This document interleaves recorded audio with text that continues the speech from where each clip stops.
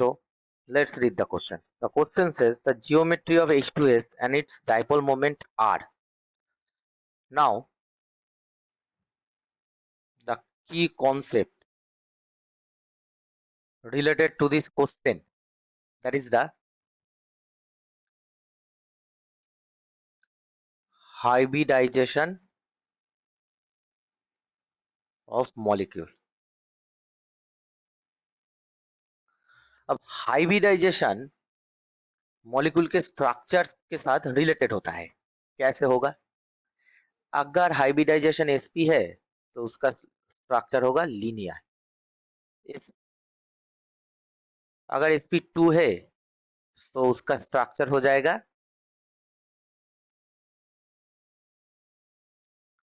Triangular planner. ठीक है. अगर sp3 है तो उसका हो जाएगा टेट्राहेड्रल. ठीक है.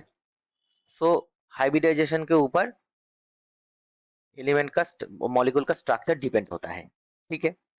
अब ये जो हमें दिया है मॉलिक्यूल H2S, इसका हाइब्रिडाइजेशन निकालते हैं. ठीक है. तो ये क्या है? सल्फर. तो इसका फॉर्मूला क्या है? हाफ. सल्फर का हाइब्रिडाइजेशन का formula H equals half number of valence electron of sulphur. Sulphur का वैलेंस इलेक्ट्रॉन क्या होता है? 6 plus mono atomic surrounding mono atomic नाम एटम कितना है? 2 है क्योंकि 2 हाइड्रोजन है. प्लस नंबर ऑफ एनायन 0 है माइनस कैटायन भी 0 है. So half times 8 that is 4. अगर 4 होगा तो इसका हाइब्रिडाइजेशन क्या होगा? sp3 होगा. एक s होगा और जो 3 है 3 के लिए p3 है. सो sp3 हो गई. ठीक है. तो sp3 है मतलब सल्फर का स्ट्रक्चर होना चाहिए H2S का टेट्राहेड्रल.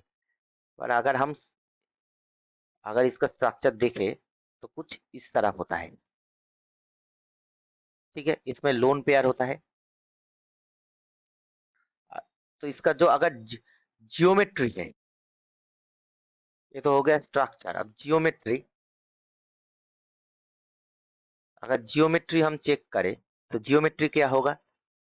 बेंट हो जाएगा सल्फर का विदाउट लोन पेयर. ठीक है. क्योंकि जियोमेट्री जो है वो बेंट हो रहा है और ये जो बॉन्ड एंगल है ये कुछ वाटर के आसपास हो जाता है. ठीक है. ऑलमोस्ट 105 डिग्री हो जाता है.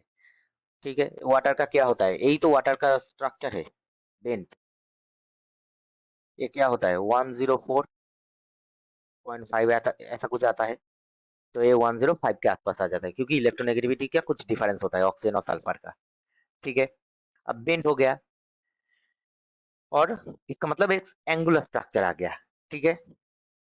और इसका डाइपोल मोमेंट देखते हैं. अब डाइपोल मोमेंट का डायरेक्शन क्या होता है?